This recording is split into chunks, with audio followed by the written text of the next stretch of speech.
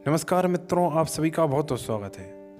मित्रों, जैसा कि आप सभी लोग जानते ही हैं कि जब इस देश पर मुसलमानों का राज था तो वह हिंदुओं पर अनगिनत एवं असहनीय अत्याचार करते थे।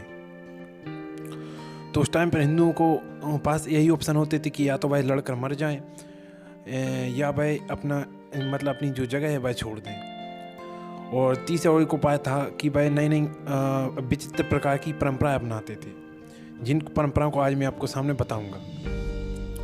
यह परंपराएं अधिकतर बिहार के लोग ने अपनाई थी। आपको सुनकर विचित्र अजीब जरूर लगेगा, लेकिन वह विधर्मियों से रक्षा करती थी यह परंपराएं। तो उनमें से कुछ परंपराएं मैं आपको बताऊंगा। तो चलिए पहली परंपरा आपको बताता हूँ। मित्रों, बता दूं कि यदि आप बिहार से हैं या यदि आप बिहार में घूमें या किसी आपका कोई बिहार का फ्रेंड है, यदि उसने आपको बताया होगा तो आपको अवश्य पता होगा यह परंपराओं के बारे में। उनमें से एक परंपरा है कि वहाँ के लोग हिंदू परिवार जब अपनी स्त्रियों के, अपनी बहन बेटियों के पैर में सूअर का खून लगाते थे, यानी सूअर के खून से मेहंदी लगवाते थे अपनी स्त्रियों के पैरों में। वह इसलिए क्योंकि इस्लाम में सूअर हराम है, और इस्लाम में सूअर हराम है तो सूअर का खून भी हराम हुआ, और वह सूअर स्त्री के पैरों में लगा तो इस प्रकार से उनके लिए स्त्री भी हराम हुई। अब चलिए दूसरी परंपरा के बारे में बात करते हैं। मित्रों, वैसे तो हमारे धर्म में भी शरीर का कोई भाग यानी मृत व्यक्ति की हड्डी, मांस, हर चीज़ अपवित्र है। फिर भी प्राचीन उस टाइम पर जब मुसलमानों का अत्याचार चरम पर था तो बिहार के जो साधु संत थे वह क्या करते थे कि सूअर की हड्डी युक्त चप्पल पहनते थे, क्योंकि सूअर इस्लाम में हराम है, और इसलिए उन आतताइयों से उनकी रक्षा हो जाती थी, ताकि आतताइयों से वह बच सकें। इसलिए वह हड्डी युक्त, सूअर की हड्डी युक्त चप्पल पहनते थे साधु संत।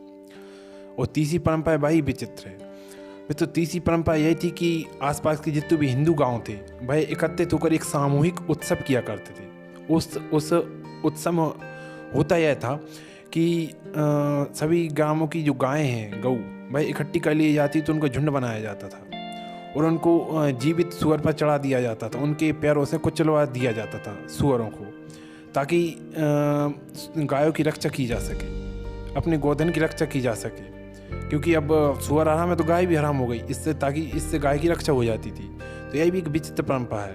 मित्रों, सुनने में बड़ा विचित्र लग रहा है कि हमारे पूर्वजों ने किस प्रकार की परंपराएं अपनाई थी इन आतताइयों से बचने के लिए। पर जो मैंने सोचा कि किस लिए हैं एक नंबर की परफेक्ट परंपराएं थी, उस टाइम पर थी बचने के लिए। अब चौथी है वह, मित्रों आप जानते हैं कि पहले जो मुसलमान राज करते थे तो पुरुषों का तो दूर का, लड़कियों के लिए तो मुसलमान ने समझ लिए राक्षस के समान थे। उस टाइम पर कोई भी सुंदर लड़की दिखी नहीं या नवविवाहिता दिखी नहीं, उसको उठा ले जाते थे। तो मित्रों, हिंदू यह करते थे कि जब भी कोई हिंदू लड़की का विवाह होता था और वह जब विदाई होती थी उसकी, तो उसको जब घर से निकलती थी उसको एक सूअर का बच्चा मारने के लिए दिया जाता था। तो वह अपने द्वार पर एक सूअर का बच्चा मार कर पटक देती, जिससे उसके खून से वह अपने पैरों को रंग लेती थी और माथे पर लगा लेती थी और दोनों हाथों पर। और उसके बाद वह अपने ससुराल जाती थी, ताकि रास्ते में यदि कोई मुसलमान या जो नीच हो वह मिल जाए तो वह उसको हराम समझ को उसको छोड़ दें, वह बच जाए। तो सोचिए, ऐसी यह तक करना पड़ता था हिंदू लड़कियों को बचने के लिए। और जो पांचवी परंपरा है वह यह थी, ये मित्र यह सिंध प्रांत में थी, जो कि वर्तमान में पाकिस्तान में है। एक समय भारत का हिस्सा था। उस समय होता है कि उस सिंध में बहुत सी दलित हिंदू थे, हिंदू बस्तियाँ थीं, तो उनका जबरन धर्मांतरण कर दिया जाता था। तो वहाँ के हिंदू ने एक नई परंपरा निकाली। उन्होंने क्या है कि सूअर पालने शुरू कर दिए, सूअर पालन शुरू कर दिया, और सूअर बेचने लगे, उन्हीं को खाने लगे, जिस कारण वह उनकी रक्षा हो जाती थी। अब होता था कि जो सूअर को खाता है उससे मुसलमान वैसे ही दूर रहता, क्योंकि सूअर इस्लाम में हराम है। तो यह परंपरा अपनाते थे सिंध के हिंदू।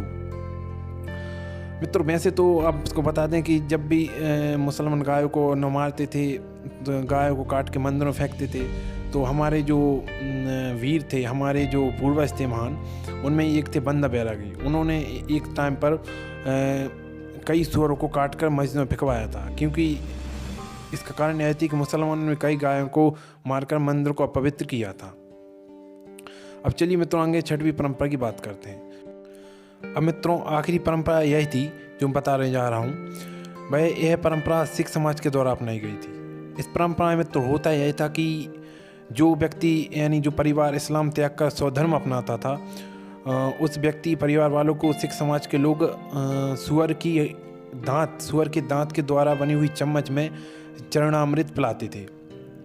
मित्रों, यह सभी बातें विचित्र और सोचने पर मजबूर कर देती हैं। लेकिन मित्रों, जब हम सोचते हैं कि वह अपना किस लिए करते थे ऐसा, तब हमें एक ऐसी भावना आती थी कि यह लोग बहुत बुद्धिमान थे, क्योंकि वह अपनी स्वयं की चीज़ों को हराम कर लेते थे ताकि वह ऐसे आतताइयों से स्वयं की रक्षा कर सकें।